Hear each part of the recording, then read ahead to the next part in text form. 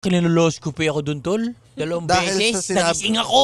Sinedate Ramdam ako, mo. Brad. Nagising ako. Pagising ko may TV. Giluhan pa ako. Kala ko ano pinapanood ko. Puwet ko pala yun. Pare, meron nararamdaman akong gumagano sa akin, no? Sa chance. Pare, biglang sakit nung tinanggal. Pakita mo sa TV, may titing gumagano.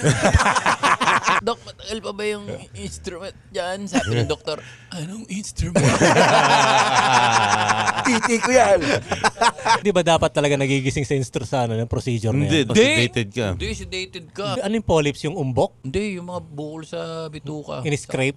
Anong ginawa ron? Meron silang Nipper. panghuli. Lumalaban parang- nga yung akin, gumagano. Kaya yearly na ako niyan eh. Yung una kasi nakakuha sa akin 16. Pangalawang taon, 12.